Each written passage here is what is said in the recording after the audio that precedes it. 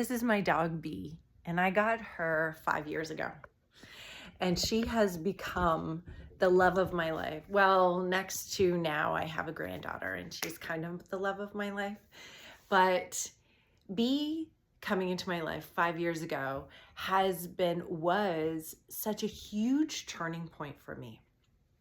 And the reason I'm saying this is if you are a woman who's in your 40s, 50s, or 60s, you've lived like me. And for the longest time, I couldn't forgive myself for giving up our family dog.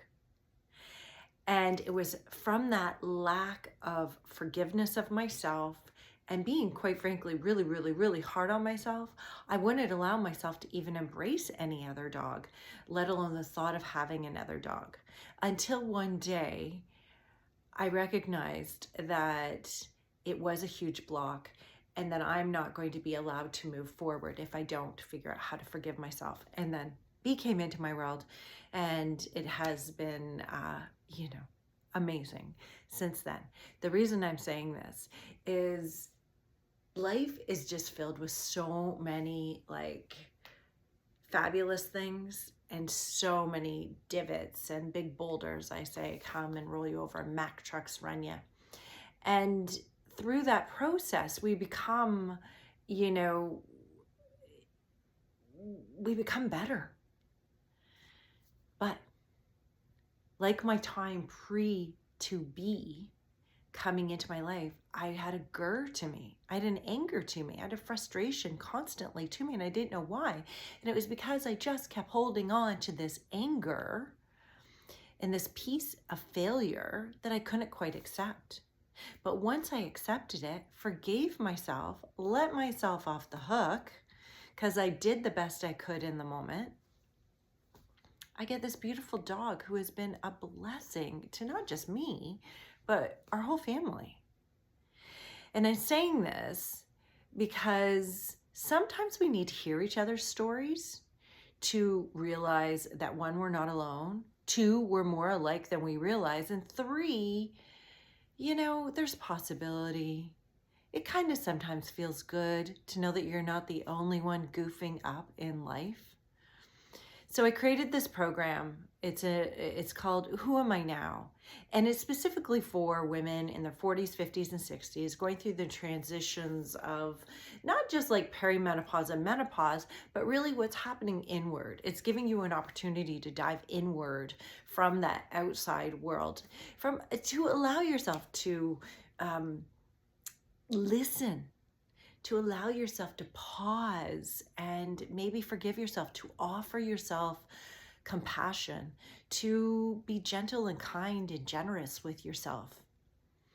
Like we are with all these humans in our lives, but we tend to be so tough with ourselves. This program is for you in your time. It's free. It is a piece for you to take and use and marinate as you like.